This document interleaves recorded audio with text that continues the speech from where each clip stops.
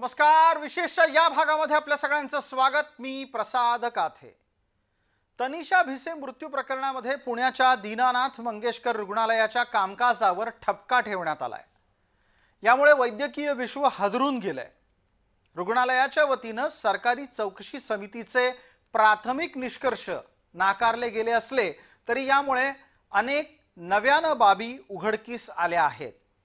सध्याच्या घडीला तरी फक्त एकच अहवाल आलाय, पण त्यात सुद्धा रुग्णालयाच्या आणि पर्यायाने राज्यभरातील रुग्णालयांच्या कामकाजाच्या सुधारणा सुद्धा अपेक्षित केल्या जात आहेत। हे वेगळं सांगायलाच नको। शासनाच्या चौकशी समितीचा पहिला अहवाल मंगेशकर रुग्णालयाच्या विरोधात गेलाय। भिसे प्रकरणातील रुग्णालयाच्या कामकाजाच्या या अहवालात ज्या गोष्टी मांडण्यात आलेल्या आहेत त्या पहा। तनिषा भिसे मृत्यू प्रकरण अहवाल काय सांगतो हे लक्षात घ्यायला लागेल। भिसेच्या मृत्यूची चौकशी 3 विभाग करतायत। हे तीनही विभाग राज्य सरकारशी निगडित आहेत। आरोग्य विभागाच्या प्राथमिक चौकशीचा अहवाल सध्या सादर करण्यात आला आहे।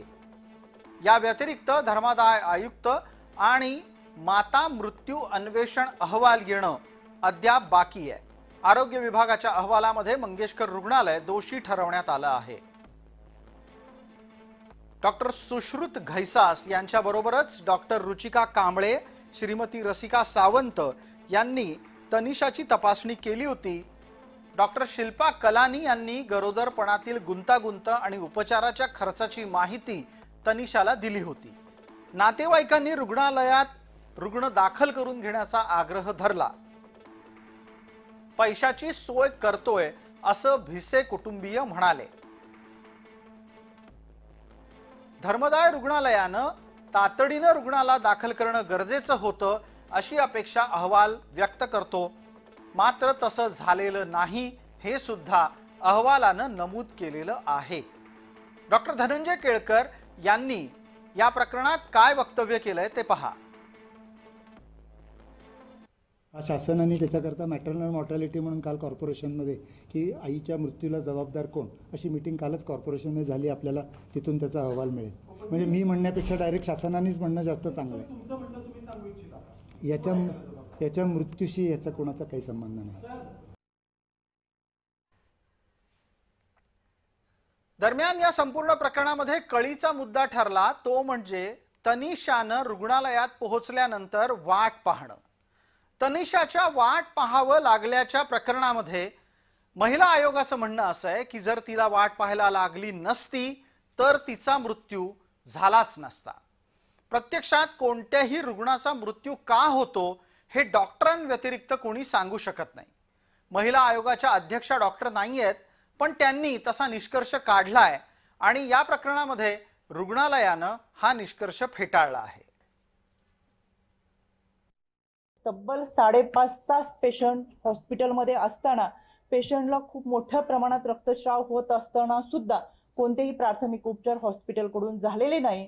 डॉक्टरांनी पेशंटच्या नातेवाईकांना सांगितलं की तुमच्याकडे जे काही औषध असेल, हा रक्तस्राव होऊ नये म्हणून यासाठी तुमच्याकडेच काही औषधं असतील किंवा तुमच्या जवळचे जे काही टॅबलेट असतील ते घ्या आणि तुम्ही तुमच्या पद्धतीने पेशंटवरती उपचार करा। यामध्ये 5.5 तासामध्ये हॉस्पिटलने कुठेही पेशंटवर उपचार केले नाहीत, सहकार्य केले नाही।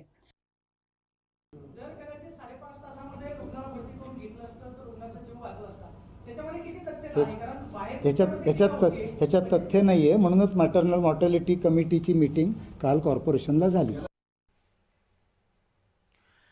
या प्रकरणातला एक आणखी आक्षेप हा मंगेशकर रुग्णालयाबाबत असा होता की मंगेशकर रुग्णालय यानं पुणे महानगरपालिकेचा कर चुकवलेला आहे। कर चुकवेगिरीचा आरोप सुप्रिया सुळेंनी केला खरा, पण कदाचित त्यांच्यापर्यंत पोहोचलेली माहिती अर्धवटच असल्याचं समोर आलं। कारण गेल्या अनेक वर्षांपासून पुणे महानगरपालिका आणि दीनानाथ मंगेशकर रुग्णालय यांच्यामध्ये न्यायालयात वाद सुरू आहे आणि तो कर वसुली पद्धतीचा आहे। त्याच्यात सगळ्यात महत्त्वाची गोष्ट म्हणजे मंगेशकर हॉस्पिटल झालेली अतिशय संतापजनक, दुर्दैवी अशी घटना, त्याच्यात नियम कायदे हॉस्पिटलनी पूर्णपणे पाळलेले नाहीत. साधा टॅक्स पण पुणे म्युन्सिपल कॉर्पोरेशनचा जो हक्काचा आहे, जो तुम्हाला आणि मला आपल्या घरांसाठी भरावा लागतो. हॉस्पिटलचा जो पालिकेचा टॅक्स आहे तो कोर्टाच्या अधीन आहे.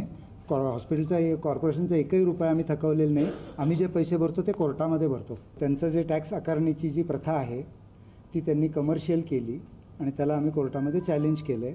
आणि कोर्टाने जो निर्णय दिला ते दोन्ही पार्टींना पाळणं बंधनकारक आहे. त्यांनाही बंधनकारक आहे, मलाही बंधनकारक आहे.